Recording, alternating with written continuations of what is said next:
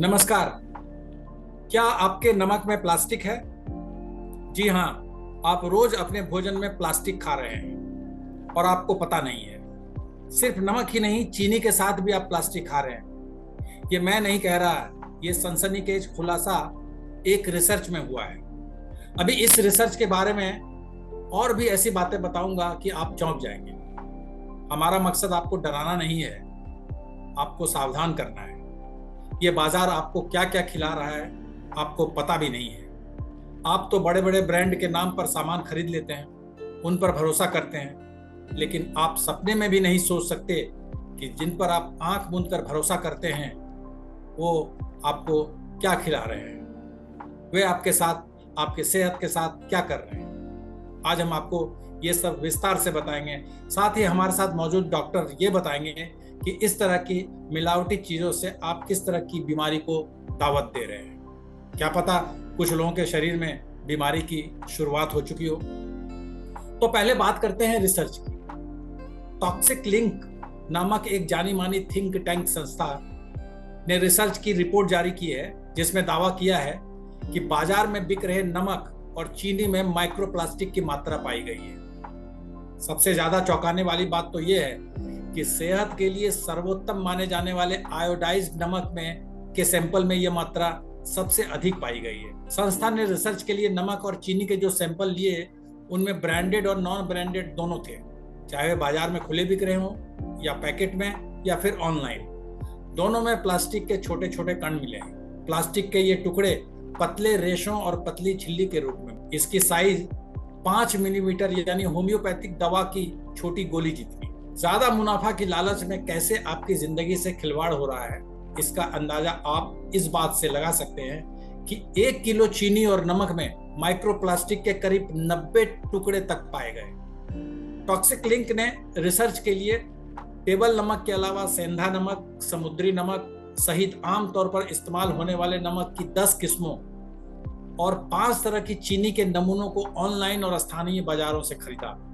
इनमें ज्यादातर sample branded थे, यानी किसी कंपनी के लेबल वाले थे। यहां तक कि ऑर्गेनिक चीनी के नाम पर बिक रहे पैकेट में भी माइक्रोप्लास्टिक के कण मिले। उपभोक्ताओं में इस बात पर गुस्सा और हैरानी है। देखिए, ये जो नया रिसर्च जिसकी आप बात कर रहे हैं माइक्रोप्लास्टिक की, ये बहुत ही दुर्भाग्यपूर्ण है। और मुझे लगता है कि जो हमारे FSSAI है, जिसकी जिम्मेदारी है फूड सेफ्टी स्टैंडर्ड को देखना, इनको और ईमानदारी से और मजबूती से ये काम करना पड़ेगा। और ये नहीं कि कोई शिकायत हो या कोई फॉरेन कंपनी या कोई प्राइवेट कंपनी बताए उसके बाद ही आप जांच करें, बल्कि इनको चाहिए कि बीच बीच में सैंपल लेके इन सारी चीज़ों का, जो खाने पीने से संबंधित चीज़ें हैं, इनको देखकर और इनका सैंपल ले और इस पे एक्शन लेना, जो इनको जोरदार एक्शन लेना चाहिए, क्योंकि ये लोगों की ज़िंदगी के साथ खिलवाड़ है। ये जो नमक में और चीनी में माइक्रोप्लास्टिक की बात कर रहे हैं जो आ रही है, ये बहुत ही मतलब कि जन के लिए बहुत ही खतरनाक है। हम लोग तो अवेयर है, लेकिन जो अवेयर नहीं है इस चीज़ के लिए, जो नहीं जानते हैं, जैसे गांव में ये में है या जो झोपड़ियों में कस्बे में गरीब है, वो तो इस चीज़ से अवेयर भी नहीं है। उनके बारे में भी तो सोचना चाहिए, वो क्या करेंगे। उनको तो ये जानकारी नहीं है, वो न्यूज़पेपर नहीं पढ़ पा रहे हैं और उनको हम लोग जो है माइक्रो प्लास्टिक खिला रहे हैं। इसके लिए कंपनियों पे तो करना ही चाहिए, कार्रवाई करनी चाहिए। साथ में सरकार को और लोग जो ये NGO वगैरह है, इनको फॉलो भी करना चाहिए कि कार्रवाई हुई तो मतलब कि कहाँ तक कार्रवाई हुई। और ये नहीं कि आज जांच हुई और 10 दिन के बाद जो न्यूज खत्म हो जाते हैं, न्यूज डिसअपियर हो जाते हैं और पता चलता है उनका कुछ नहीं है, फिर से दोबारा से वो कंपनियां फलते फूलते रहते हैं। तो इस चीज़ को बहुत ही गंभीरता से सरकार को लेते हुए और खास करके FSSAI का जो है वो इसमें अहम भूमिका निभाए। अभी जो रिसर्च आया है जिस पर काफ़ी बातचीत हो रही है कि नमक हुआ, चीनी हुई और अन्य जो खाद्य सामग्री है उसमें माइक्रोप्लास्टिक की उपलब्धता देखने को मिली है। इस संदर्भ में मेरा ये ओपिनियन है कि जो सरकार है उसे ये जो एजेंसीज हैं जो इसके क्वालिटी कंट्रोल को ध्यान रखती है, FSSAI, और जो सर्टिफिकेट इशू करती है, उन एजेंसियों पर कड़ा नियंत्रण रखना चाहिए और ये इंश्योर करना चाहिए कि ये एजेंसीज समय समय पर जो है इन कंपनीज़ की प्रोडक्ट का जो है सैंपल गैदर करे और उसका सर्टिफिकेशन तभी दे जब ये उस पर मानकों पर सही पाए जाएं। और जो भी एजेंसीज, जो भी कंपनियां जो इन सब चीज़ों में इन्वॉल्व है, उन पर सख्त से सख्त कार्रवाई होनी चाहिए और इसे बंद किया जाना चाहिए। देखिए, जो रिपोर्ट आई है जिसमें ये कहा जा रहा है कि नमक में जो माइक्रो प्लास्टिक है, ये रिफ्लेक्ट करता है कि बिजनेस हाउसेज जो है, जो उनका मेन ऑब्जेक्टिव है वो प्रॉफिट कमाना है। वो किसी भी तरह से अपना जो कस्टमर का जो वेलफेयर है उसको ना ध्यान में रखते हुए सिर्फ प्रॉफिट मार्जिन की, अगर क्योंकि विकास के नाम पर जो प्रॉफिट कमाना है वही एक मेन मोटिव जब बन जाए समाज का, और जिस तरह के नैरेटिव तैयार किए जा रहे हैं कि विकास का मतलब ज़्यादा पैसा होना है, तो ये जो सेहत के साथ सब तरह के खिलवाड़, ये नमक की बात है, अगर स्टडी की जाए मुझे लगता है सब खाने पीने की चीज़ों में जो स्टैंडर्डाइजेशन होना चाहिए वो नहीं है, जो बहुत दुर्भाग्यपूर्ण है।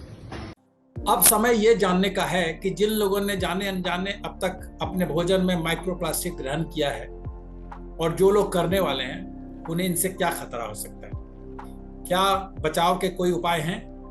ऐसे कई सवालों के जवाब के लिए हमने आज आमंत्रित किया है डॉक्टर अमिताभ बैनर्जी को। Welcome doctor Banerjee. नमस्कार जी। आपसे पहला सवाल डॉक्टर बैनर्जी, आपने इस रिसर्च के बारे में पढ़ा होगा, आपकी पहली प्रतिक्रिया क्या है?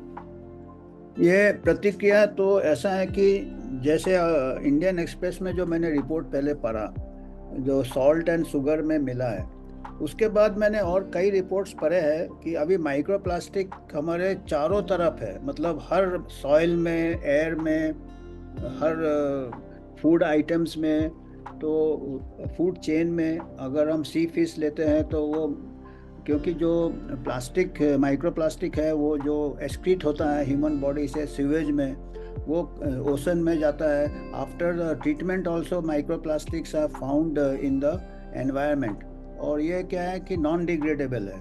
तो ये अभी इवन सबसे ज़्यादा source of microplastic is in the air pollution में, एयर में, क्योंकि रोड बिल्डिंग में भी माइक्रोप्लास्टिक्स वगैरह एरोसोल्स होते हैं और इनहेल होते हैं। तो ये तो जो कहा है उन्होंने इंडियन एक्सप्रेस में, खाली सॉल्ट एंड शुगर से ही हमको डरना नहीं चाहिए, बट इनविजिबल माइक्रोप्लास्टिक्स बहुत हम डेली इनहेल करते हैं, बाय ब्रीदिंग से करते हैं, और बाय ओरल इंजेक्शन, यहाँ तक कि स्किन में भी हम लगाते हैं जो कॉस्मेटिक्स एंड फेशियल क्रीम्स वगैरह, उसमें भी माइक्रोप्लास्टिक के पार्टिकल्स पाए गए हैं।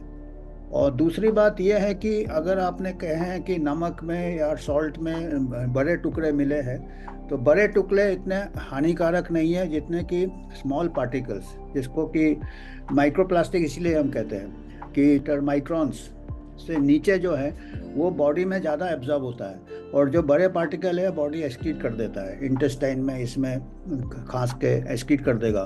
तो जो इनविजिबल पार्टिकल्स है वो हमको ज़्यादा खतरा है, और उसमें अभी क्या है कि शोध इतना इजी नहीं है, क्योंकि अभी जो भी रिसर्च किए हैं उन्होंने कुछ एनिमल स्टडीज़ में किए हैं और कुछ एक्स्ट्रा ह्यूमन बॉडी के बाहर किए हैं, कुछ सेल्स में। ह्यूमन में करना इतना इजी नहीं है रिसर्च, क्योंकि तो वो सेल में उन्होंने स्टिमुलेट माइक्रोप्लास्टिक एक्सपोजर के बाद पाए हैं जो लैब में, कि उससे क्या है कि एक तो ऑक्सीडेटिव स्ट्रेस होता है। ऑक्सीडेटिव स्ट्रेस क्या होता है कि कुछ केमिकल्स रिलीज होते हैं जिसको फ्री रेडिकल्स कहते हैं, ये अनस्टेबल केमिकल्स होते हैं, मॉलिक्यूल्स होते हैं। इससे क्या होता है, काफ़ी at the level of the cellular damage बहुत होता है, और जैसे कि डीएनए डैमेज हो सकता है, तो सेलुलर फंक्शन डैमेज हो सकता है। ये एक थियोरेटिकल मॉडल्स है। अब एक्चुअल ह्यूमन बॉडी क्या, ह्यूमन बॉडी में टाइम लगेगा रिसर्च में, और इतना इजी नहीं है, क्योंकि हम जो एपिडेमियोलॉजिकल रिसर्च करते हैं उसमें हम क्या करते हैं कि एक ग्रुप को एक्सपोजर देते हैं और एक ग्रुप को अनएक्सपोज देते हैं, और दोनों को फॉलो करते हैं। अगर पर कोई चीज़ जैसे माइक्रोप्लास्टिक है, ये चारों तरफ है, तो पूरा पॉपुलेशन एक्सपोज है, तो हमको कंट्रोल ग्रुप नहीं मिलेगा। तो ये एक कंपैरिजन स्टडी इतना इजी नहीं है। तो सेलुलर लेवल में स्टडी किया है कि डीएनए डैमेज होते हैं। इसके अलावा कई ऐसे स्टडीज़ किए हैं टिश्यूज़ में, पोस्टमार्टम स्टडीज़ में लिवर से माइक्रोप्लास्टिक मिले हैं लोगों के, स्प्लीन से मिले हैं, दूसरे बॉडी पार्ट से मिले, ब्रेन में भी अफेक्ट करता है। यहाँ तक कहते हैं कि एल्जीमर्स डिजीज़ भी हो सकता है। वो माइक्रोप्लास्टिक से। तो ये एक इवॉल्विंग साइंस है अभी, और ये अभी कुछ दूसरा जैसे मैंने बताया है कि जैसे कि आपको कंट्रोल ग्रुप चाहिए होगा, इसके लिए कहीं कुछ कंट्रीज में किया है इन्होंने, कुछ इंडस्ट्रियल ग्रुप्स में किया है। जो लोग कुछ इंडस्ट्री में काम करते हैं, जो प्लास्टिक में एक्सपोज होते हैं, उनको कंपेयर किया है जो लोग इंडस्ट्री में नहीं काम करते हैं अपना आम आदमी से। तो वो एक इसमें ऐसे सोच के किया है कि जो इंडस्ट्री में उनका एक्सपोजर ज़्यादा है, क्योंकि they are directly handling mic. तो ऐसे कुछ इंडस्ट्रियल ग्रुप्स में पाए गए हैं कि उनको लंग डिजीज ज़्यादा होते हैं, लंग फाइब्रो से ज़्यादा होते हैं, क्योंकि जैसे मैंने कहा कि इनहेलेशन से छोटे पार्टिकल्स ज़्यादा आपके एब्जॉर्ब हो जाते हैं। हो सकता है खाने में बड़े पार्टिकल्स निकल जाए, पर खाने में भी अगर आप छोटे पार्टिकल्स है, जैसे अभी आजकल क्या होता है कि हम ऑर्डर करते हैं खाना, तो वो अपने कंटेनर्स में आते हैं, उसी को हम रीहीट करते हैं, उसी में प्लास्टिक वाटर बॉटल्स रखते हैं, उसमें पानी। हमारे घर में भी ऐसे ही होता है। मैंने ये तो ऐसा हो गया कि एक प्रकार से यहाँ भी कहा है कि जो लोग ज़्यादा पैकेज्ड फूड घर में मंगाते हैं उनको ज़्यादा एक्सपोजर होता है। तो यहाँ तक कि रिप्रोडक्टिव ऑर्गन्स में मिले हैं, ओवरीज टेस्टिस में मिले हैं, फीटस में मिले हैं, प्लेसेंटा में मिले हैं। तो ये धीरे धीरे ये एक प्रकार से फूड चेन में और ह्यूमन टिश्यूज में एक्यूमुलेट हो रहा है माइक्रोप्लास्टिक। डॉक्टर बैनर्जी, जैसा आपने कहा कि छोटे पार्टिकल्स ज़्यादा नुकसान करते हैं, और ये जो रिसर्च हुआ है जिसकी फाइंडिंग्स आई है उसमें छोटे पार्टिकल्स की ही बात हुई है, चीनी और नमक में। और आपने ये भी कहा कि हवा में भी मौजूद है, पूरे वातावरण में ये छोटे पार्टिकल्स मौजूद हैं। बचाव क्या है डॉक्टर साहब? आम आदमी क्या करे? उसका तो कोई नियंत्रण नहीं है, हम क्या करें इसको? ये तो बहुत ही मुश्किल है, इसका जवाब भी मुश्किल है और बचाव भी मुश्किल है। तो ये अभी मैं कोशिश कर रहा था इसके बारे में, क्या लिटरेचर है। जैसे मेजर जो इसका साइड इफेक्ट है माइक्रोप्लास्टिक का, ऑक्सीडेटिव स्ट्रेस है। तो ऑक्सीडेटिव स्ट्रेस यानी मैंने कहा कि फ्री रेडिकल्स हो जाते हैं, कुछ अनस्टेबल मॉलिक्यूल्स होते हैं, वो सेलुलर फंक्शन के साथ इंटरफियर करते हैं, कैंसर कॉजिंग भी हो सकते हैं, क्योंकि अपना फिर इम्यून सिस्टम को भी हार्म कर सकता है, क्योंकि इम्यून रेगुलेशन है, फिर ऑटो इम्यून डिजीज और वगैरह। तो ये सब एक प्रकार से है। तो ये इसके लिए जैसे अभी कई और भी शोध हुए हैं कि ऑक्सीडेटिव स्ट्रेस को आप काउंटर कैसे करते हैं। एंटीऑक्सीडेंट्स होते हैं, जैसे कुछ फूड आइटम्स होते हैं जिसमें कि एंटीऑक्सीडेंट्स का मात्रा ज़्यादा रहता है। तो थियोरेटिकली पॉसिबल है कि अगर ऑक्सीडेटिव स्ट्रेस होता है, अल्टीमेटली जो पाथवे है माइक्रोप्लास्टिक से, या ऑक्सीडेटिव स्ट्रेस के थ्रू करते हैं, फ्री रेडिकल्स करके। तो इसका जो काउंटर करने के लिए, इसको न्यूट्रलाइज करने के लिए एंटीऑक्सीडेंट्स में रिसर्च करने से पता चलेगा। एंटीऑक्सीडेंट्स ऐसे होते हैं जो कि हमको ये फ्री रेडिकल्स क्लियर करते हैं, और जिसको हम कहते हैं कैंसर प्रिवेंशन भी होते हैं, क्रॉनिक डिजीज प्रिवेंशन होते हैं। और एंटीऑक्सीडेंट कौन से फूड आइटम में पाए जाते हैं, जैसे ग्रीन लीफी वेजिटेबल्स, फ्रूट्स। तो हमारा fruit consumption, balance diet, nuts वगैरह जो होते हैं आपके, उसमें एंटीऑक्सीडेंट्स होते हैं, जिसको हेल्दी फैट कहते हैं। और एंटीऑक्सीडेंट विटामिन सी में होते हैं। तो ऐसे हमारे जो wide consumption of vegetable and fruits के कम से कम 5 हेल्पिंग्स लेना चाहिए। 5 हेल्पिंग्स में हर हेल्पिंग में करीब 70 ग्राम, तो एक आदमी को 70 gram fruits and vegetables, cooked vegetables, और वो मिला के 5 हेल्पिंग्स होने चाहिए। और अभी तक ऐसे ये काफ़ी कुछ रिकमेंडेशन थे कि क्रॉनिक डिजीज़ जो होते हैं, क्रॉनिक कोरोनरी हार्ट डिजीज़ या कैंसर, बचने के लिए वी शुड इंक्रीज और consumption of fruits and vegetable. तो हो सकता है कि ये ऑक्सीडेटिव स्ट्रेस को काउंटर करके हमको कैंसर से बचाता है, क्रॉनिक डिजीज से बचाता है। और ये जो माइक्रोप्लास्टिक का जो एक्चुअली ये है, ये ऑक्सीडेटिव स्ट्रेस करके हमारा मेटाबॉलिक एंड सेलुलर फंक्शन के साथ ये करता है, काफ़ी डिस्टर्ब कर देता है। और इसका इसीलिए और रिसर्च और डिफ़िकल्ट है, क्योंकि we are expose not only to microplastic but to many other environmental pollution, lifestyle. तो किस चीज़ से हो रहा है हम नहीं बता सकते हैं, पर अल्टीमेट कॉमन पाथवे है ऑक्सीडेटिव स्ट्रेस। तो एंटीऑक्सीडेंट्स है, हमारा डाइट है, बैलेंस डाइट, और तो इससे शायद ये होगा। और जैसे इंडियन एक्सप्रेस ने कहा है कि सॉल्ट एंड शुगर में माइक्रोप्लास्टिक मिला है, तो ऐसे ही रिकमेंडेशन है कि सॉल्ट कम खाए और शुगर तो खाना ही नहीं चाहिए। तो वो एक प्रकार से शायद माइक्रोप्लास्टिक भी कंट्रोल हो जाए शुगर के साथ, और सॉल्ट कम खाए। डॉक्टर साहब, आपने सही कहा कि हम शुगर नहीं खाएं, शुगर के बिना हम रह सकते हैं। जंक फूड हम नहीं खाएं, जंक फूड के बिना रह सकते हैं। लेकिन नमक के बिना कोई नहीं रह सकता है। नमक तो खाना ही है। जो अभी रिसर्च की रिपोर्ट आई है उसके हिसाब से आपको क्या लगता है कि जो वातावरण में माइक्रोप्लास्टिक्स मौजूद हैं वो स्वतः आ गए इसमें या मिलाया गया? क्योंकि 1 किलो नमक में 90 टुकड़े मिलना ये संयोग नहीं हो सकता। तो इसको पूरा हमको असेंबली लाइन देखना पड़ेगा कि जो फैक्ट्रीज में मॉडर्न मेथड्स ऑफ प्रोडक्शन है, बल्क प्रोडक्शन, उसमें जो आपके इंडस्ट्रियल इंजीनियर्स है या केमिकल इंजीनियर्स है उनको रिसर्च करना पड़ेगा। हमको तो एज अ डॉक्टर हमको एंड प्रोडक्ट हम देखते हैं कि इसमें ये है। अब वो प्रोसेसिंग कैसे किया उसके लिए we have to collaborate with industrial engineers and chemical engineers की कौन से प्रोसेस में प्लास्टिक आ कहाँ से रहा है माइक्रो। या देखिए दूसरा ऐसा होता है कि शुगर केन से बनता है। अभी आप तो कह रहे हैं कि बड़े पार्टिकल्स मिले, अगर वो छोटे मिलते तो हम कहते हैं कि यहाँ तक कि बताएं कि एग्रीकल्चर में भी वो प्लांट्स में अगर सीवेज वगैरह से कंटेमिनेशन से वेजिटेबल्स में भी माइक्रोप्लास्टिक मिल सकता है या मछली में भी मिल सकता है। तो शुगर केन फार्मिंग में काफ़ी पानी लगता है, तो हो सकता है कंटेमिनेटेड वाटर जिसमें माइक्रोप्लास्टिक हो उससे शुगर केन। तो ये पूरा हमको चेन देखना पड़ेगा, इसको पूरा लिंक देखना पड़ेगा। जैसे टॉक्सिसिटी लिंक आप बोल रहे हो, तो फ्रॉम दी रॉ मटेरियल, तो रॉ मटेरियल को भी हमको टेस्ट करना पड़ेगा, शुगर केन को टेस्ट करना पड़ेगा कि उसमें ऑलरेडी है क्या माइक्रोप्लास्टिक, बिकॉज काफ़ी वाटर इंटेंसिव इसमें ये है। तो वाटर में काफ़ी पाए गए हैं माइक्रोप्लास्टिक, ओशन में पाए गए हैं, मछलियों में पाए गए हैं। डॉक्टर साहब, हमारे यहाँ एक संस्था है food safety and standard authority of India, फसाई जिसको बोलते हैं। हाँ, और वो खाद्य पदार्थों को चेक करने का काम है उनका।